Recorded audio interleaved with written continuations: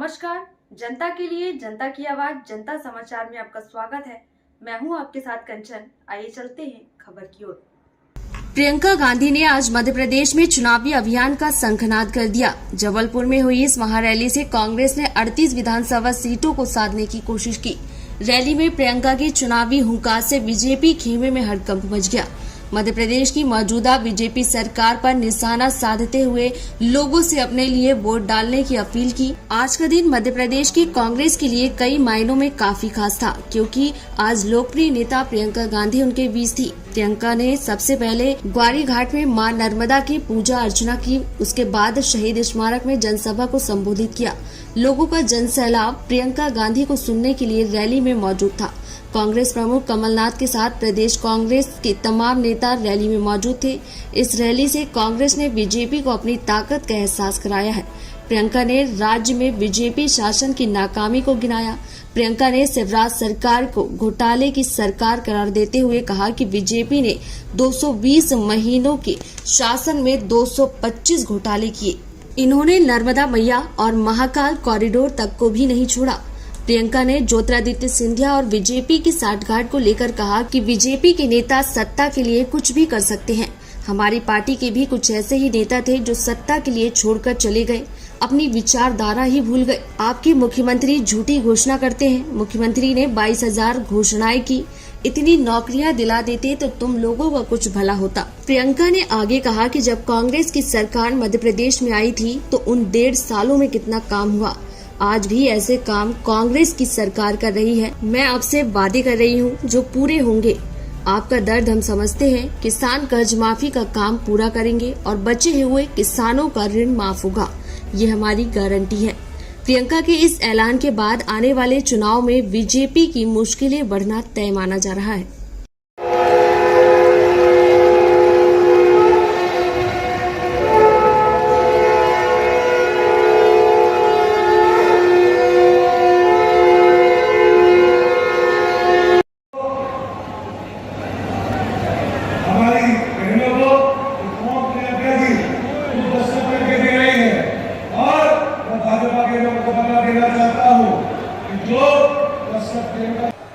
हम आपके सामने कुछ ऐसे गारंटी लाए हैं जिनके बारे में अब आपको मैं बताऊंगी, जो हम 100% लागू करेंगे। ये मेरा वादा है आपको। यही वादा मैंने कर्नाटका में किया, यही वादा कर्नाटका के नेताओं ने किया, राहुल गांधी जी ने किया और कर्नाटका की सरकार बनते ही उस कैबिनेट ने पास किया हुआ है। हर महीने महिलाओं को 1,500 रुपए प्रति माह दिलवाया जाएगा।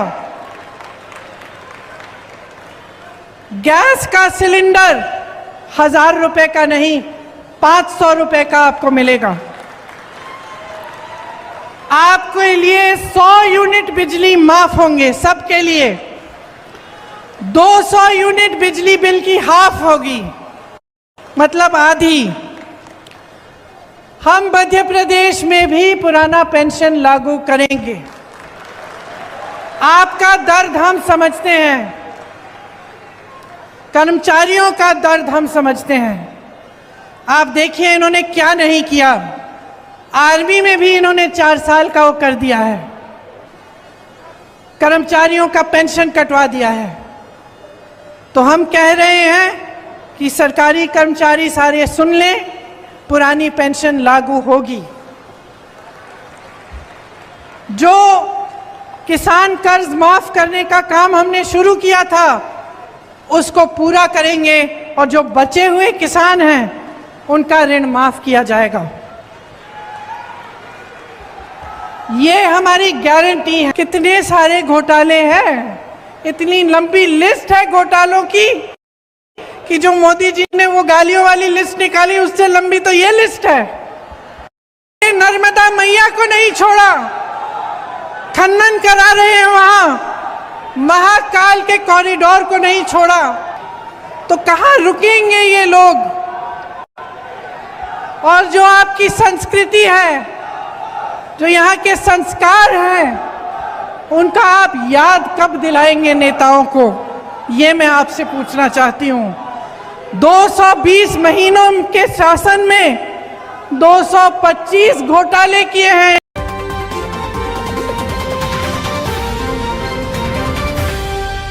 जबलपुर में पड़ोसियों ने अपने ही पड़ोसी को बेरहमी से पीटा।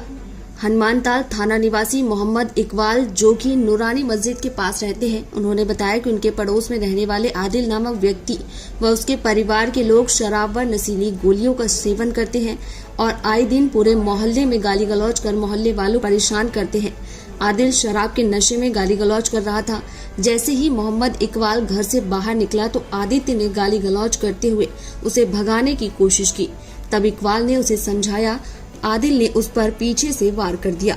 जैसे ही आदित्य के घर वालों ने आवाज सुनी तो पूरे परिवार के लोग हाथ में डंडा व नुकीली धारदार चीजें लेकर आ गए। वह इकबाल के पुत्र पर जानलेवा हमला कर ताबड़तोड़ वार कर दिए, जिससे इकबाल का पुत्र घायल हो गया। उसके पैर हाथ में टांके लगे एवं एक पैर की हड्डी भी टूट गई। जब हनुमानताल थाने में रिपोर्ट लिखवाने गए तो पुलिस द्वारा मामूली चोट होने का हवाला देकर भगा दिया गया। इकबाल ने अपने पुत्र को मेडिकल कॉलेज में भर्ती कराया व न्याय की गुहार लगाई।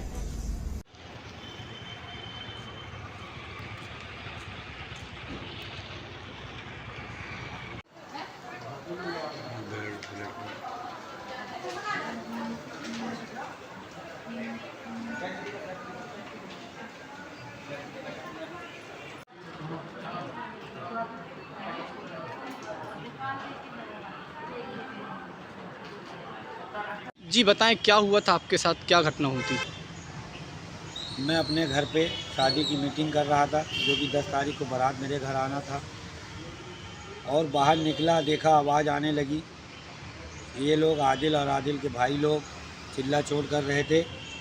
मैं बाहर निकला तो मेरे सर में लोगों ने लठ मार दिया। मेरे को चक्कर आया, वो तो लठ टूट गया, मैं चक्कर खा गिरा। मेरे घर के लोग घर के अंदर ले आए। मेरा एक बेटे बाहर गया, कहे भाई आप लोग क्यों मेरे बाप के पीछे पड़े रहते हैं? अभी 4 दिन पहले आपका भाई गाली बका, मेरा बाप हाथ जोड़ के आ गया।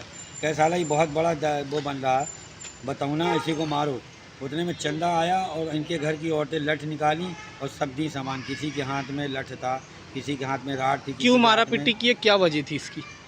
इसकी वजह ये है, ये लोग अच्छे सुकून से रहना नहीं देना चाहते। ये शराब पीते हैं, नाइटा बैंड खाते हैं और इसी तरह का इनका कृत्य मोहल्ले में पूछ सकते हैं। आए दिन किसी न किसी को गाली बकना, दुकान बंद कराना। जो आदिल है नगर निगम में कर्मचारी, और ये भी दारू पी के आता डेली। मोहल्ले के तो गवाह वहाँ के लोग पीड़ित है, लेकिन इन लोगों के डर से बोलता नहीं। थोड़ा बहुत बोलता है तो इकबाल इस बात की इनको हसद है, इस बात की बुराइयाँ हैं कि अगर कोई बात कहीं नाजायज़ करता है तो मैं टोक देता हूँ। ये मेरा कसूर है। मैंने इन लोगों के साथ बहुत इखलाक निभाने की। आप क्या चाहते हो? ये लोग मेरे बच्चे को मारे और सम्मा सर में मार दिए, एक पैर तोड़ दिए। उसके बाद ये लोग अपने आप को मार के गए, रिपोर्ट लिखाए, मेरा भी नाम लिखा, मेरे बेटे को, मेरे घर आए हुए मेहमानों का। और दूसरे जब मुलायजे के लिए गए तो वहाँ से इनको भगा दिया गया और जीरो बता दिए कि नॉर्मल है, कुछ नहीं चाहते हो? मैं सिर्फ शासन प्रशासन से तो मेरे को इंसाफ चाहिए और जो दोषी हैं उनको सज़ा मिलना चाहिए। नाम बताएं अपना। मैं मोहम्मद।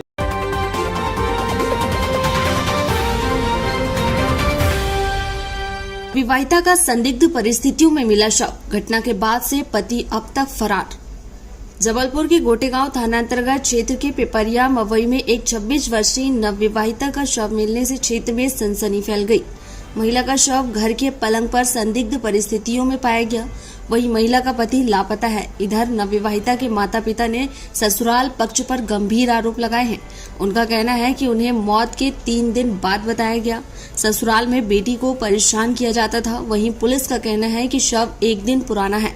पंचनामा कर डॉक्टर से पोस्टमार्टम कराया गया है और पति की तलाश की जा रही है।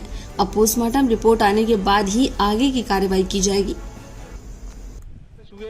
तो वो गांव के बाहर से गुजरा और एकदम बस्ती में घुस गया बहुत स्पीड से, मोटरसाइकिल से। सारे बहनोई दोनों।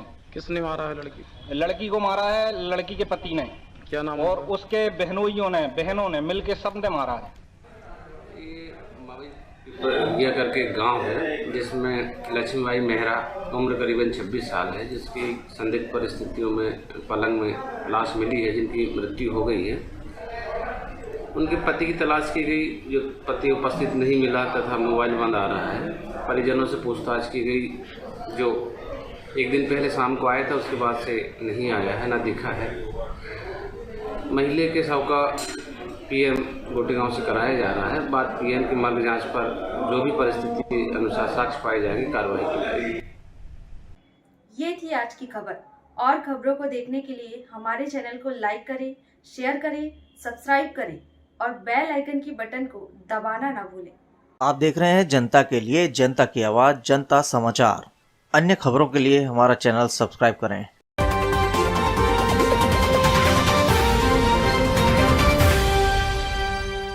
नमस्कार, जनता के लिए, जनता की आवाज, जनता समाचार में आपका स्वागत है।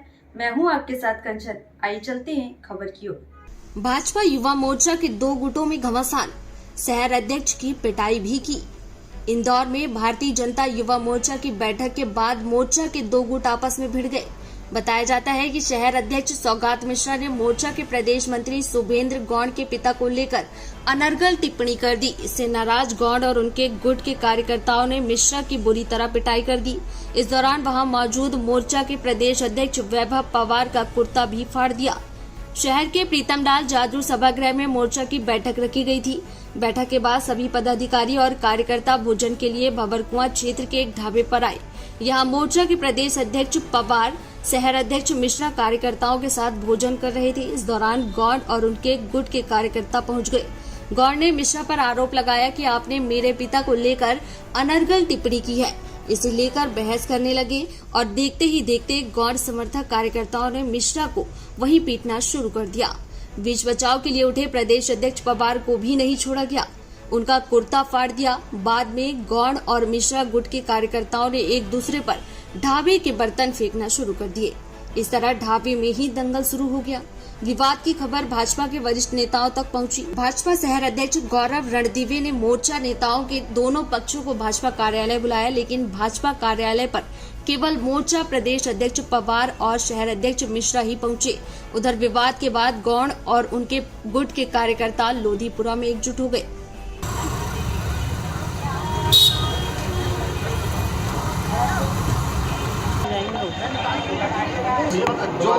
वहीं जबलपुर से बड़ी खबर सामने आई है, जहां एक पिता ने अपनी जीवित बेटी का मृत होने का शोक संदेश छपवाकर अपने घर परिवार और रिश्तेदारों में बांटा।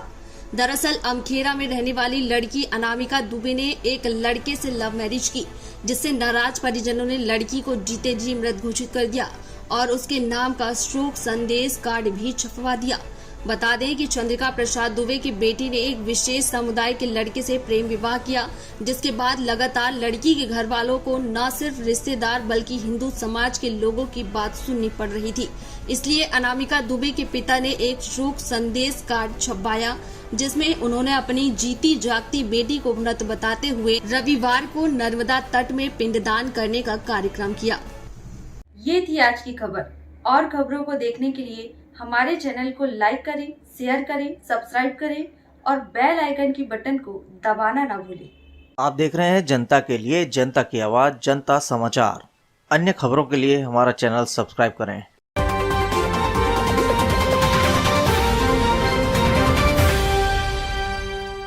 नमस्कार, जनता के लिए, जनता की आवाज, जनता समाचार में आपका स्वागत है। मैं हूं आपके साथ कंचन। आइए चलते हैं खबर की ओर।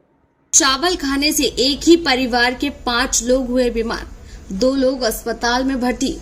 सागर के ग्राम सिमरखेड़ी में चावल खाने के बाद एक ही परिवार के 5 सदस्यों की तबीयत बिगड़ गई, जिन्हें 108 एम्बुलेंस से गंभीर रूप से बीमार परिवार के 3 सदस्यों को अस्पताल ले जाया गया, जिनमें से अब भी 2 अस्पताल में भर्ती है।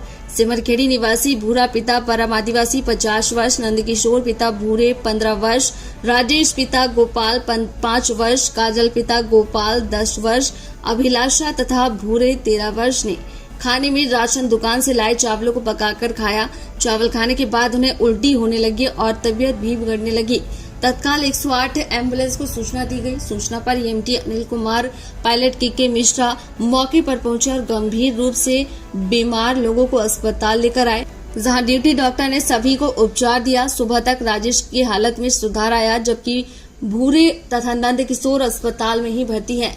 भूरे ने बताया कि उसने 5 जून को राशन दुकान से चावल लिया था। इसके बाद लगातार चावल खा रहे थे, लेकिन अचानक तबीयत बिगड़ गई। डॉक्टर संजीव अग्रवाल ने बताया कि भूरा तथा नंद किशोर को सागर जिला अस्पताल रेफर किया गया है।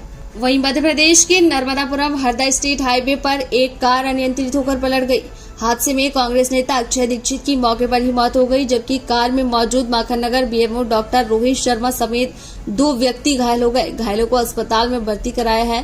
पुलिस ने यह जानकारी दी। पुलिस के मुताबिक कांग्रेस नेता अक्षय दीक्षित माखन नगर के बीएमओ डॉक्टर रोहित शर्मा और अन्य एक साथी शादी समारोह में शामिल होने सिडनी जा रहे थे। नर्मदापुरम हरदा स्टेट हाईवे पर डोलरिया थाना अंतर्गत ग्राम मंगवारी के पास उनकी कार पलट गई। सूचना मिलते ही पुलिस और डायल 100 एम्बुलेंस मौके पर पहुंची। गाड़ी के बाहर निकालकर सभी को पहले नर्मदापुरम अस्पताल पहुंचाया गया, वहां से जिला अस्पताल भेज दिया गया। हादसे में अक्षय दीक्षित का निधन हो गया। ये थी आज की खबर। और खबरों को देखने के लिए हमारे चैनल को लाइक करें, शेयर करें, सब्सक्राइब करें और बेल आइकन की बटन को दबाना ना भूलें।